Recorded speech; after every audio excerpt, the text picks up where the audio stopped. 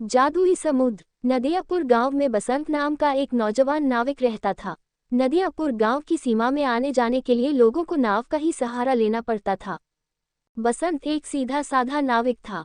उसके परिवार में उसकी पत्नी और एक बूढ़ी माँ थी। बसंत बेहद गरीब था।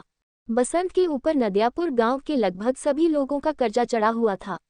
आज बसंत अपनी नाव के पास पहुंचा ही था कि तभी गांव का सेठ धनीराम कुछ लोगों के साथ उसके पास आ धमका। सेठ, बस बहुत हो गया। अब मामला बर्दाश्त से बाहर होता जा रहा है, समझ गया। पूरे 6 महीने हो गए मुझे बेवकूफ़ बनाते हुए तुझे। आज मैं अपने पैसे ले जाकर ही रहूंगा, समझा। उद्धरण चिन्ह। बसंत, मुझे कुछ दिनों की मोहलत और दे दो सेठ जी। आप तो जानते ही हो कि इस वक्त धंधा कितना मंदा चल रहा है। सेठ, अबे तेरा धंधा कोई मंदा नहीं चल रहा। सच तो ये है कि तू मेरे पैसे देना ही नहीं चाहता। नदियापुर गांव में आने के लिए और जाने के लिए नाव का ही सहारा लेना पड़ता है। ऊपर से ये इलाका टूरिस्ट इलाके में भी आता है। सैलानियों की कोई कमी नहीं है यहाँ पर। तेरा धंधा मंदा कैसे पड़ सकता है बे। उद्धरण चिन्ह। बसंत, सेठ जी, सारे गांव वाले जानते हैं कि मेरी किस्मत कितनी फूटी हुई है। मैं बड़ी मेहनत से पाए पाए इकट्ठा करता हूँ, लेकिन वो पैसे किसी न किसी वजह से मुझसे खर्च हो जाते हैं। उद्धरण चिन्ह। बसंत पर सेठ धनीराम बसंत का मजाक उड़ाते हुए अपने लोगों को देखकर बोला। सेठ, अरे सुना तुम लोगों ने, ये बड़ी मेहनत से पाए पाए जोड़कर रकम इकट्ठा करता है और इसे खुद नहीं पता कि इसके पैसे कहाँ खर्च हो जाते हैं। उद्धरण चिन्ह। इतना कहकर धनीराम गुस्से से बसंत की ओर देखकर बोला। सेठ, ये है क्यों नहीं कहता कि तू एक नंबर का अयाश है। सारे पैसे अयाशी में खर्च कर देता है। बेवकूफ़ आदमी, तुझे कोई और नहीं मिला बेवकूफ़ बनाने के लिए। उद्धरण चिन्ह। बसंत, नहीं नहीं, ऐसा मत कहिए सेठ जी। नदियापुर के सारे लोग जानते हैं कि मैं कितना शरीफ हूँ। मेरे घर में मेरी पत्नी और मेरी बूढ़ी माँ रहती है। उद्धरण चिन्ह। सेठ, मैंने तुझसे ये नहीं पूछा कि तेरे घर में कौन कौन रहता है, समझ गया। अरे, तेरे घर में तेरी बूढ़ी माँ रहे या तेरी पत्नी, मुझे इससे क्या। मुझे तो बस मेरे पैसों से मतलब है। और रहा सवाल तेरे शरीफ होने का, अरे तूने तो सारे गांव से कर्जा ले रखा है और जहां तक मुझे जानकारी है तो उन्हें किसी के पैसे नहीं चुकाए। उद्धरण चिन्ह। बसंत, मुझे थोड़ी सी मोहलत और दे दीजिए सेठ जी। मैं वादा करता हूं कि मैं आपकी एक एक पाई चुका दूंगा। उद्धरण चिन्ह।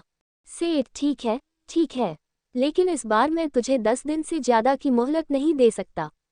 10 दिन के अंदर अंदर अगर मुझे मेरे पैसे नहीं मिले ना तो मैं तेरा मकान तुमसे छीनकर तुझे धक्के देकर तेरे मकान से बाहर निकाल दूंगा। समझ में आ गई। उद्धरण चिन्ह। इतना कहकर धनीराम वहां से चला गया और बसंत अपना मुंह लटकाते हुए अपने काम पर लग गया। शाम को थका हारा बसंत जैसे ही अपने घर पर पहुंचा, उसकी पत्नी बोली। बसंत की पत्नी, आ गए सेठ जी घर पर। आपके पीछे बहुत सारे मेहमान आपको पूछते हुए आए थे। उन्होंने आपका काफी देर तक इंतजार किया और बेचारे इंतजार करके बहुत थक गए। अभी कुछ देर पहले ही गए हैं। उद्धरण चिन्ह। बसंत, झुमकी, मैं जानता हूं कि तुम किन की बात कर रही हो। उद्धरण चिन्ह। बसंत की पत्नी, जब तुम सारी बातें जानते हो तो फिर उन सब के कर्जे क्यों नहीं चुका देते। उद्धरण चिन्ह। बसंत, तुम अच्छी तरह से जानती हूँ झुमकी, पिछले कुछ सालों से मेरे साथ क्या हो रहा है। मैं जब भी कुछ पैसे जमा करता हूँ वो किसी न किसी तरह से खर्च हो जाते। पिछली बार माँ का पैर टूट गया था, उसके इलाज में कितने पैसे खर्च हो गए। उसके बाद चोट लगने से तुम्हारी पसली फ्रैक्चर हो गई थी, उसके इलाज पर कितने पैसे खर्च हो गए। उद्धरण चिन्ह। बसंत की पत्नी, मैं तुम्हारी बातों को समझती हूँ लेकिन गांव वाले इस बात को नहीं समझते। उन्हें तो बस अपने पैसों से मतलब है और आखिरकार वो तुमसे कब तक पैसे नहीं मांगेंगे। गांव का मुखिया धमकी देकर गया है, अगर तुमने गांव वालों के पैसे नहीं दिए तो वो तुम्हारी नाव छीन लेगा। उद्धरण चिन्ह।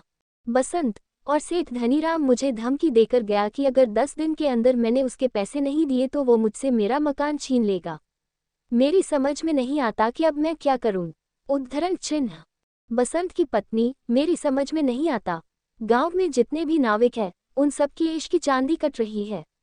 उन सब के मकान देखे हैं तुमने? ऐसा लगता है जैसे कि वो कोई नाव नहीं बल्कि कोई कंपनी चलाते हों। तुम सारा दिन नदी के किनारे क्या करते रहते हो। उद्धरण चिन्ह।